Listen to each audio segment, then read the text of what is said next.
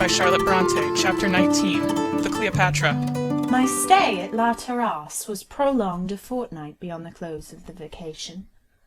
Mrs. Bretton's kind management procured me this respite, her son having one day delivered the dictum that Lucy was not yet strong enough to go back to that den of a pensionnat. She at once drove over to the Rue Fossette, had an interview with the directress, and procured the indulgence, on the plea of prolonged rest and change being necessary to perfect recovery. Hereupon, however, followed an attention I could very well have dispensed with, viz. A polite call from Madame Beck. That lady, one fine day, actually came out in a fiacre as far as the chateau. I suppose she had resolved within herself to see what manner of place Dr. John inhabited. Apparently the pleasant sight and neat interior surpassed her expectations.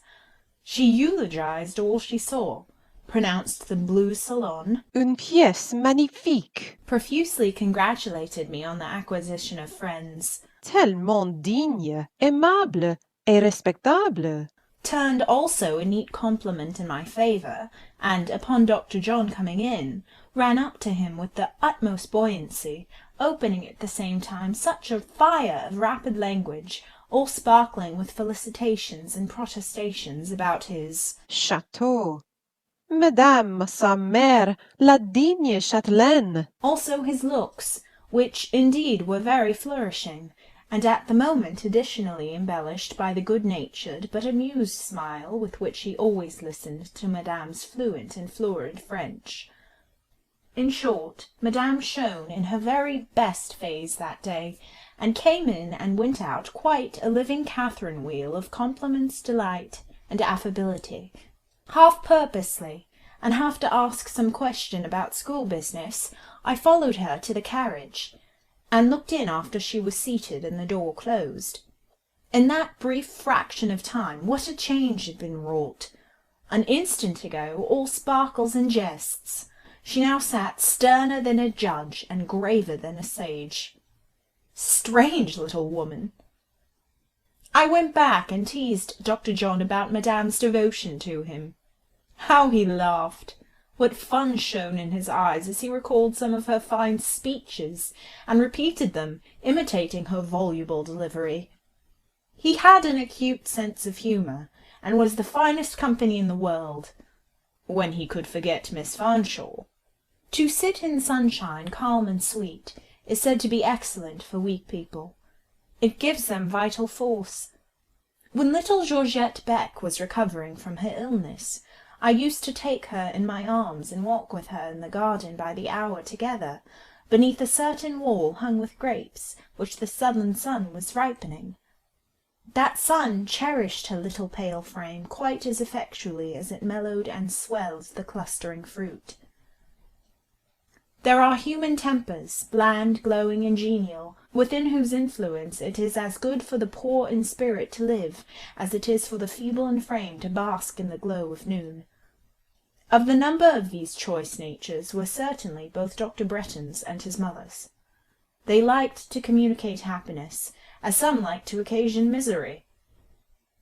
They did it instinctively, without fuss, and apparently with little consciousness. The means to give pleasure rose spontaneously in their minds. Every day while I stayed with them, some little plan was proposed which resulted in beneficial enjoyment. Fully occupied as was Dr. John's time, he still made it in his way to accompany us in each brief excursion. I can hardly tell how he managed his engagements. They were numerous, yet by dint of system he classed them in an order which left him a daily period of liberty. I often saw him hard-worked, yet seldom overdriven, and never irritated, confused, or oppressed. What he did was accomplished with the ease and grace of all-sufficing strength, with the bountiful cheerfulness of high and unbroken energies. Under his guidance I saw, in that one happy fortnight, more of Villette, its environs, and its inhabitants, than I had seen in the whole 8 months of my previous residence. He took me to places of interest in the town, of whose names I had not before so much as heard. With willingness and spirit he communicates much noteworthy information. He never seemed to think it a trouble to talk to me, and I am sure it was never a task to me to listen. It was not his way to treat subjects coldly and vaguely.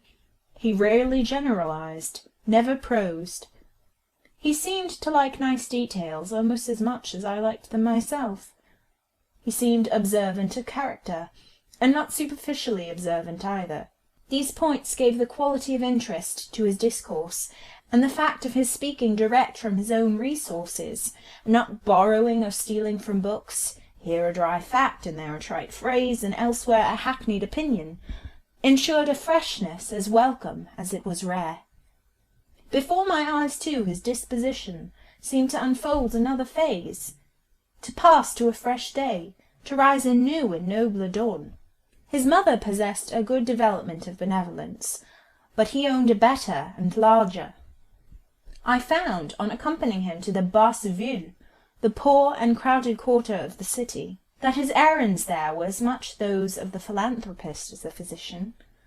I understood presently that cheerfully, habitually, and in single-minded unconsciousness of any special merit distinguishing his deeds, he was achieving, amongst a very wretched population, a world of active good. The lower orders liked him well. His poor patients in the hospitals welcomed him with a sort of enthusiasm. But stop! I must not, from the faithful narrator, degenerate into the partial eulogist. Well, full well do I know that Dr. John was not perfect, any more than I am perfect. Human fallibility leavened him throughout.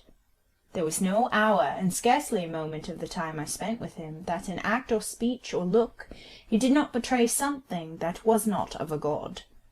A god could not have the cruel vanity of Dr. John, nor his sometime levity. No immortal could have resembled him in his occasional temporary oblivion of all but the present, in his passing passion for that present, shown not coarsely by devoting it to material indulgence, but selfishly by extracting from it whatever it could yield of nutriment to his masculine self-love. His delight was to feed that ravenous sentiment, without thought of the price of provender, or care for the cost of keeping it sleek and high-pampered. The reader is requested to note a seeming contradiction in the two views which have been given of Graham Bretton, the public and private, the outdoor and the indoor view. In the first, the public, he is shown oblivious of self, as modest in the display of his energies as earnest in their exercise.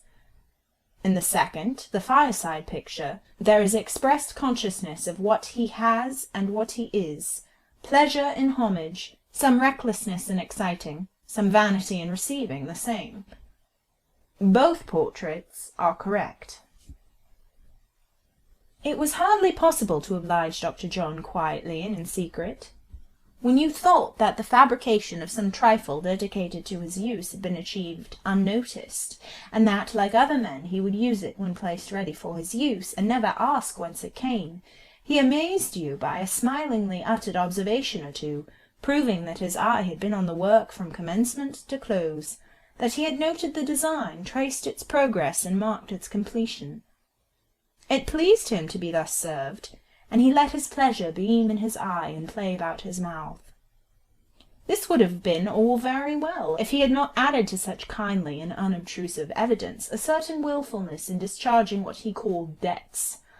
When his mother worked for him, he paid her by showering about her his bright animal spirits, with even more affluence than his gay, taunting, teasing, loving wont. If Lucy Snowe were discovered to have put her hand to such work, he planned, in recompense, some pleasant recreation. I often felt amazed at his perfect knowledge of Villette, a knowledge not merely confined to its open streets, but penetrating to all its galleries, salles, and cabinets. Of every door which shut in an object worth seeing, of every museum, of every hall, sacred to art or science, he seemed to possess the open sesame. I never had a head for science, but an ignorant, blind, fond instinct inclined me to art. I liked to visit the picture galleries, and I dearly liked to be left there alone. In company, a wretched idiosyncrasy forbade me to see much or to feel anything. in unfamiliar company, where it was necessary to maintain a flow of talk on the subjects in presence, half an hour would knock me up with a combined pressure of physical lassitude and entire mental incapacity. I never yet saw the well-reared child, much less the educated adult, who could not put me to shame by the sustained intelligence of its demeanour under the ordeal of a conversible, sociable visitation of pictures, historical sites, or buildings, or any lines of public interest. Dr. Bretton was a cicerone after my own heart. He would take me betimes, ere the galleries were filled, leave me there for 2 or 3 hours, and call for me when his own engagements were discharged. Meantime I was happy not always in admiring, but in examining, questioning, and forming conclusions. In the commencement of these visits, there was some misunderstanding and consequent struggle between will and power. The former faculty exacted approbation of that which it was considered orthodox to admire. The latter groaned forth its utter inability to pay the tax. It was then self-sneered at, spurred up, goaded on to refine its taste, and whet its zest. The more it was chidden, however, the more it wouldn't praise. Discovering gradually that a wonderful sense of fatigue resulted from these conscientious efforts, I began to reflect whether I might not dispense with that great labour, and concluded eventually that I might, and so sank supine into a luxury of calm before 99 out of 100 of the exhibited frames. It seemed to me that an original and good picture was just as scarce as an original and good book. Nor did I, in the end, tremble to say to myself, standing before certain chefs-d'œuvre bearing great names, "These are not a whit like nature.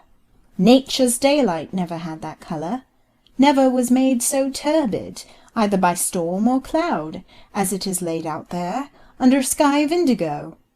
And that indigo is not ether, and those dark weeds plastered upon it are not trees." Several very well executed and complacent-looking fat women struck me as by no means the goddesses they appeared to consider themselves. Many scores of marvellously finished little Flemish pictures, and also of sketches excellent for fashion books, displaying varied costumes in the handsomest materials, gave evidence of laudable industry whimsically applied. And yet there were fragments of truth here and there which satisfied the conscience, and gleams of light that cheered the vision. Nature's power here broke through in a mountain snowstorm, and there her glory in a sunny southern day. An expression in this portrait proved clear insight into character. A face in that historical painting, by its vivid filial likeness, startlingly reminded you that genius gave it birth. These exceptions I loved. They grew dear as friends. One day, at a quiet early hour, I found myself nearly alone in a certain gallery, wherein one particular picture of portentous size, set up in the best light, having a cordon of protection stretched before it, and a cushioned bench duly set in front for the accommodation of worshipping connoisseurs, who, having gazed themselves off their feet, might be fain to complete the business sitting. This picture, I say, seemed to consider itself the queen of the collection. It represented a woman, considerably larger, I thought, than the life. I calculated that this lady, put into a scale of magnitude, suitable for the reception of a commodity of bulk, would infallibly turn from 14 to 16 stone. She was indeed extremely well fed. Very much butcher's meat, to say nothing of bread, vegetables, and liquids, must she have consumed to attain that breadth and height, that wealth of muscle, that affluence of flesh. She lay half reclined on a couch. Why, it would be difficult to say. Broad daylight blazed round her. She appeared in hearty health, strong enough to do the work of 2 plain cooks. She could not plead a weak spine. She ought to have been standing, or at least sitting bolt upright. She had no business to lounge away the noon on a sofa. She ought likewise to have worn decent garments, a gown covering her properly, which was not the case. Out of abundance of material, 27 yards, I should say, of drapery, she managed to make inefficient raiment. Then for the wretched untidiness surrounding her, there could be no excuse. Pots and pans, perhaps I ought to say vases and goblets, were rolled here and there on the foreground. A perfect rubbish of flowers was mixed amongst them, and an absurd and disorderly mass of curtain upholstery smoothed the couch and cumbered the floor. On referring to the catalogue, I found that this notable production bore the name Cleopatra. Well, I was sitting wondering at it. As the bench was there, I thought I might as well take advantage of its accommodation, and thinking that while some of the details, as roses, gold cups, jewels, etc., were very prettily painted, it was on the whole an enormous piece of claptrap. The room, almost vacant when I entered, began to fill. Scarcely noticing this circumstance, as indeed it did not matter to me, I retained my seat, rather to rest myself than with a view to studying this huge, dark-complexioned gypsy queen, of whom indeed I soon tired, and betook myself for refreshment to the contemplation of some exquisite little pictures of still life, wild flowers, wild fruit, mossy wood nests, casketing eggs that looked like pearls seen through clear green sea-water, all hung modestly beneath that coarse and preposterous canvas. Suddenly a light tap visited my shoulder. Starting, turning, I met a face bent to encounter mine. A frowning, almost a shocked face it was. Que faites-vous ici? Said a voice. Mais, monsieur, je m'amuse. Vous vous amusez, et à quoi, s'il vous plaît? Mais d'abord, faites-moi le plaisir de vous lever, prenez mon bras, et allons de l'autre côté. I did precisely as I was bid. Monsieur Paul Emmanuel, it was he, returned from Rome, and now a travelled man, was not likely to be less tolerant of insubordination now than before this added distinction laurelled his temples. Permit me to conduct you to your party. Said he as we crossed the room. I have no party. You are not alone? Yes, monsieur. Did you come here unaccompanied? No, monsieur. Dr. Breton brought me here. Dr. Breton and Madame, his mother, of course? No, only Dr. Breton. And he told you to look at that picture? By no means. I found it out for myself. Monsieur Paul's hair was shorn close as raven down, or I think it would have bristled on his head. Beginning now to perceive his drift, I had a certain pleasure in keeping cool and working him up. Astounding insular audacity, cried the professor. Singulière femme que ces Anglaises. What is the matter, monsieur? Matter? How dare you, a young person, sit coolly down, with the self-possession of a garçon, and look at that picture? It is a very ugly picture, but I cannot at all see why I should not look at it. Bon, bon, speak no more of it, but you ought not to be here alone. If, however, I have no society, no party, as you say, and then what does it signify whether I am alone or accompanied? Nobody meddles with me. Taisez-vous, et asseyez-vous là, là. Setting down a chair with emphasis in a particularly dull corner, before a series of most specially dreary cadres. Mais, monsieur? Mais, mademoiselle, asseyez-vous, et ne bougez pas, entendez-vous, jusqu'à ce qu'on vienne vous chercher, ou que je vous donne la permission. Quel triste quoi! Cried I. Et quels les tableaux! And lays, indeed, they were, being a set of 4, denominated in the catalogue, La vie d'une femme. They were painted rather in a remarkable style, flat, dead, pale, and formal. The first represented a jeune fille, coming out of a church door, a missal in her hand, her dress very prim, her eyes cast down, her mouth pursed up. The image of a most villainous little precocious she-hypocrite. The second, a mariée, with a long white veil, kneeling at a prie-dieu in her chamber, holding her hands plastered together finger to finger, and showing the whites of her eyes in a most exasperating manner. The third, a jeune mère, hanging disconsolate over a clayey and puffy baby with a face like an unwholesome full moon. The fourth, a veuve, being a black woman holding by the hand a black little girl, and the twain studiously surveying an elegant French monument, set up in a corner of some Père Lachaise. All these 4 hongres were grim and grey as burglars, and cold and vapid as ghosts. What women to live with! Insincere, ill-humoured, bloodless, brainless non-entities, as bad in their way as the indolent gypsy giantess, the Cleopatra, and hers. It was impossible to keep one's attention long confined to these masterpieces, and so by degrees I veered round and surveyed the gallery. A perfect crowd of spectators was by this time gathered round the lioness, from whose vicinage I had been banished. Nearly half this crowd were ladies, but Monsieur Paul afterwards told me these were des dames, and it was quite proper for them to contemplate what no demoiselles. ought to glance at. I assured him plainly I could not agree in this doctrine, and did not see the sense of it. Whereupon, with his usual absolutism, he merely requested my silence, and also in the same breath denounced my mingled rashness and ignorance. A more despotic little man than Monsieur Paul never filled a professor's chair. I noticed, by the way, that he looked at the picture himself quite at his ease, and for a very long while.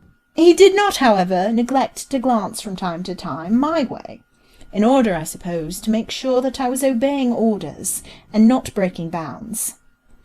By and by he again accosted me. Had I not been ill? He wished to know. He understood I had. Yes, but I was now quite well. Where had I spent the vacation? Chiefly in the Rue Fossette, partly with Madame Breton. He had heard that I was left alone in the Rue Fossette.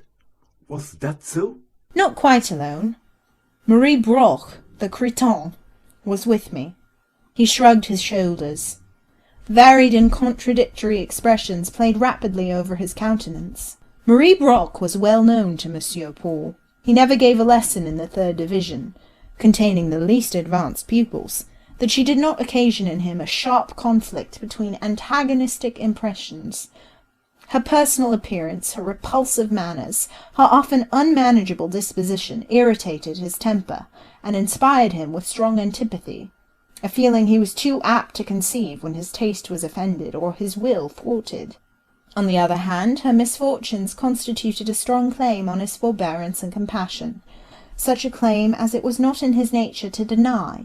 Hence resulted almost daily drawn battles between impatience and disgust on the one hand, pity and a sense of justice on the other, in which, to his credit be it said, it was very seldom that the former feelings prevailed.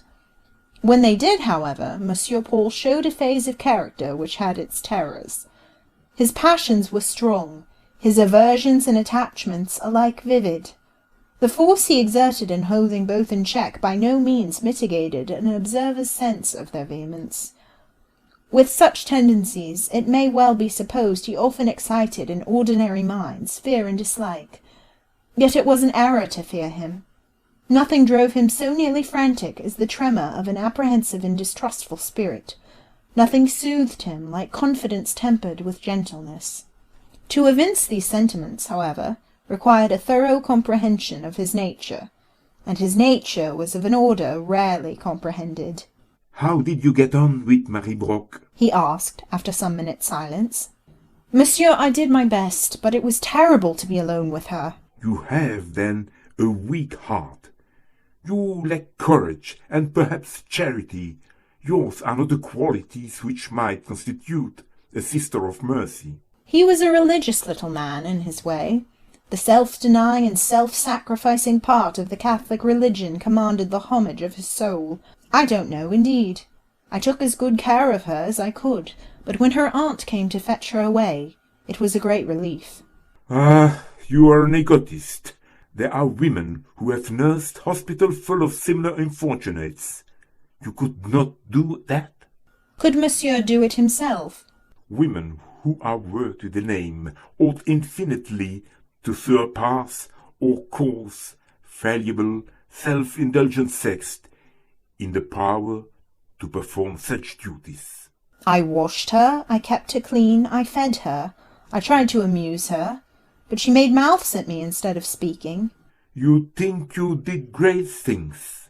No, but as great as I could do. Then Limited are your powers. For intending one idiot, you fell sick. Not with that, monsieur. I had a nervous fever. My mind was ill. Vraiment, vous valez peu de choses. You are not cast in an heroic mould. Your courage will not avail to sustain you in solitude. It merely gives you the temerity to gaze with sang-froid at pictures of Cleopatra. It would have been easy to show anger at the teasing, hostile tone of the little man.